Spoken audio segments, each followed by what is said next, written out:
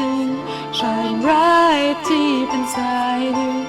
When will you ever let it shine from within and cast all of your fears aside? You will see the light until that day comes. Hello, welcome back to Kingdom Reviews. I'm your host, Future Keybearer. Today, we journey to Radiant Garden. Presumably after that, Terra, feeling like he's getting nowhere, decides to visit Master Yen Sid for counsel. Upon arrival, he sees Mickey departing. We'll catch up with him later. I thought it best to seek the counsel of one wiser than myself. I am no longer a master. I doffed that mantle. Why? We really need a game that goes into the backstories of the Disney characters in this universe. Basically, Master Yen Sid tells Terra that he should find Master Xehanort above all else. Of course, immediately afterwards, Xehanort summons Terra to him, making the visit to Yen Sid pretty pointless. Terra meets Xehanort in this wasteland that'll look pretty familiar to anyone who's played KH2 Final Mix. Xehanort tells Terra the truth about the boy in the mask, called Vanitas. Well, okay, maybe not the truth on why, but definitely the how. He tells about how Vanitas is actually Ven's darkness, ripped clean from his heart, and now seeks to destroy the light. Thus, Xehanort suggests Terra that he check this so-called City of Light, Radiant Garden, which of course he does without question. Not long after arriving and dealing with someone first, Terra spots Merlin, who leaves a book behind, so Terra goes to return it. I believe you dropped this book. Did I? Oh, I'm very sad to say this isn't one of mine. Then why did it appear alongside you? But what a remarkable book it is! This unassuming volume seems to have the unusual effect of awakening one's innermost abilities. Is that what Sora was doing this whole time? And for those concerned, no, 100 Acre Wood isn't a world in this game. This event just unlocks a Winnie the Pooh command board. So, yay! No Torn Pages side quest! After leaving Merlin's, Terra sees a large unversed and gives chase. Meanwhile, Ven is just minding his own business when Vanitas flies by and leads him to the wasteland. Upon arrival, Vanitas picks a fight with Ven, summoning his own Keyblade. Ven doesn't do so hot until a certain someone arrives. Don't worry, you're safe!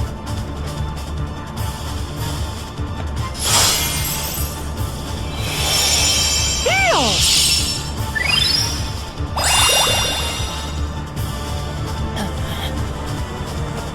You know, between this and Lucifer back in Castle of Dreams, how many times is Ven gonna have to get his ass saved by a mouse? Keyblades are not something you use just to bully somebody around. Here, I'll show ya. By bullying you around? Wait. So now you get to work with Mickey to take on Vanitas. You know, Vanitas, if the whole Forces of Darkness thing doesn't work out, you probably could make it big as a breakdancer. And thus Vanitas leaves pretty graciously. After properly introducing himself, Mickey tells Ven about the Star Shard. That frankly doesn't get used enough after this game. Mickey theorizes that the Star Shard brought him here because it was reacting to something. And as if on cue, it brings the two of them straight to Radiant Garden, though separated. So Ven goes to find him. Meanwhile, apparently Aqua saw Terra and follows him to Radiant Garden, but loses him by the time she arrives. So she gets directions from the richest duck in the world. Wait, is he the richest duck in the world, or richest duck in all the worlds?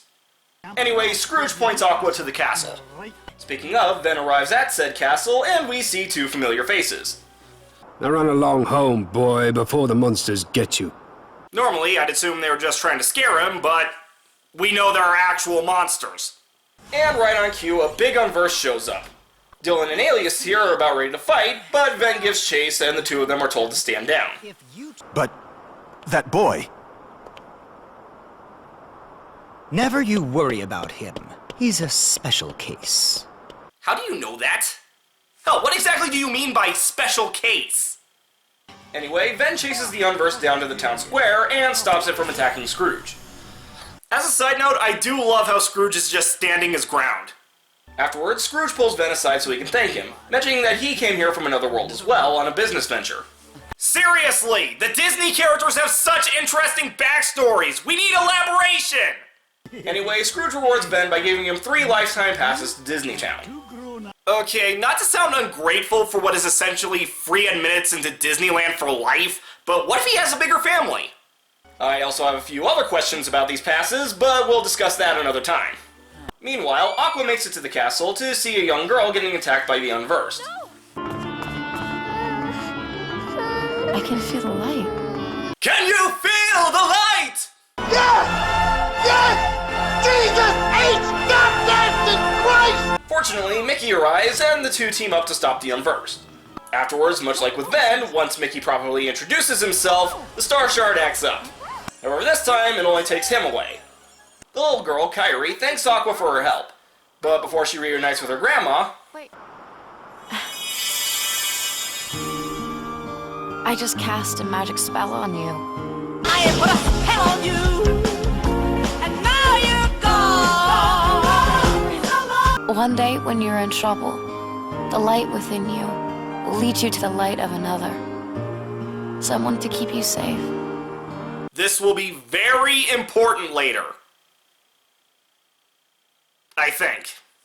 And so we see Kairi ask her grandma to tell her her favorite story. This is, of course, the story we heard back in the first game about how the worlds came to be.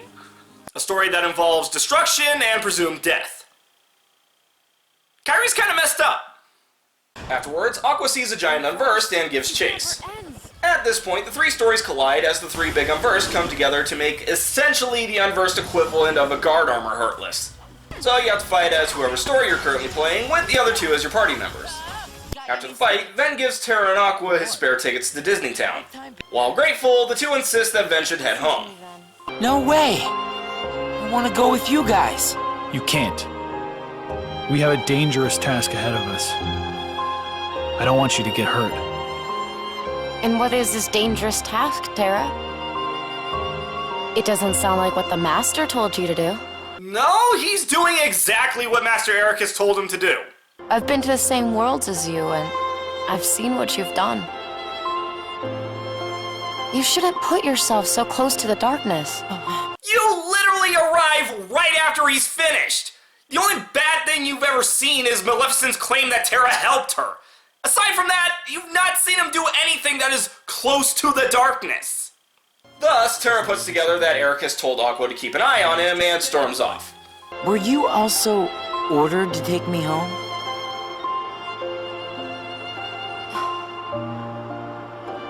Aqua, now that you're a Keyblade Master, you've let it go to your head.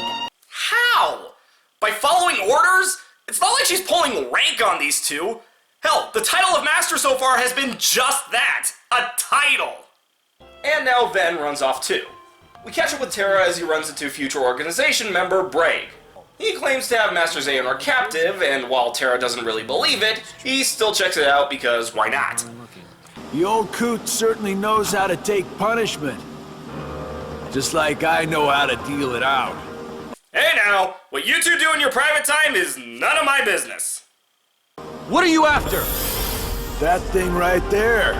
It's called the Keyblade, isn't it? Yep. Seems like these days everybody's got one of those. Oh, just you wait. If I heard the old guy right, you're what they call Keyblade Master material. So if I defeat you, that makes me the real key slinger. If you catch my drift. So we're running on Sephiroth's logic here. One more step and the coot goes boom. You think I'm gonna fight fair? As if. Okay, supposing that defeating a wielder does entitle you to their Keyblade, I don't think said Keyblade will honor a cheater. Anyway, Terra's getting kicked around until Xehanort gives him a pep talk. Well, okay, more do this or dishonor on you and your family. And possibly your cow.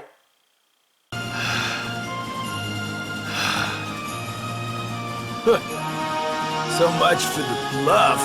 Oh, I love and hate him so much. The fight that ensues is basically the same as Xigbar and KH2, but with a few less tricks. Though a little more dependent on defensive fighting. Afterwards, Terra unleashes some dark power, taking out Braig's eye, causing him to retreat like a bunny rabbit. Terra is scared of the power he used, but Xehanort gives him a real pep talk this time about how darkness is nothing to fear, and he should use it in balance with light. even offering him the title of master that he craves. After Terra leaves, it's revealed that Braig and Xehanort are in cahoots. Meanwhile, as Ven searches for Terra, he encounters a young boy who needs defending. Afterwards, Evan here picks up the boy, Ienzo. Well, let's say, I have a feeling we are destined to cross paths again. Yeah, sort of. Ven finally catches up with Terra, wanting to go with him, but Terra refuses. Meanwhile, Aqua finally has the displeasure of meeting Vanitas. I'll be asking the questions. And why shouldn't I?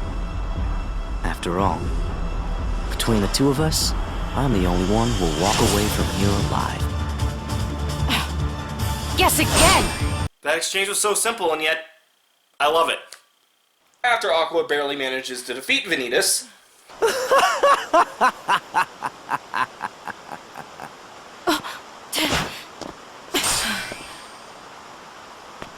Not bad at all. Congratulations.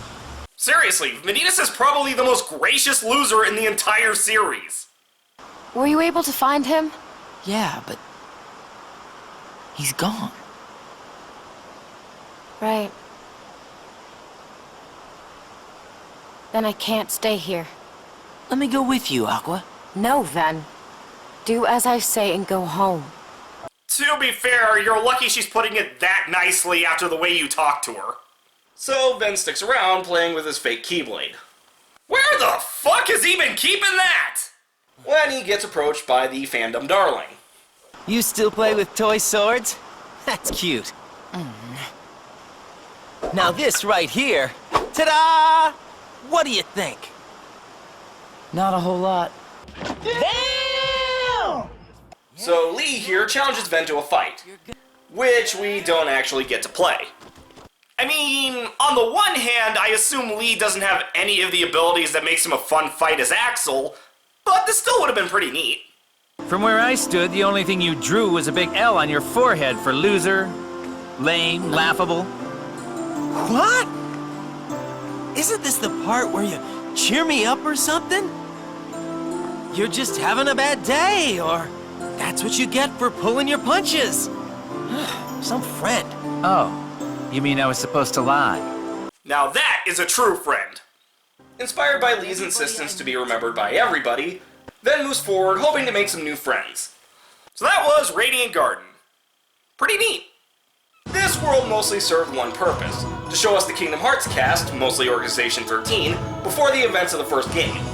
As such, it was pretty interesting to see what these people were beforehand. It was also nice to see the city before these two completely wrecked its shit. Pretty nice overall. Well, that's it for this episode. Tune in next time as we get some real Disney magic.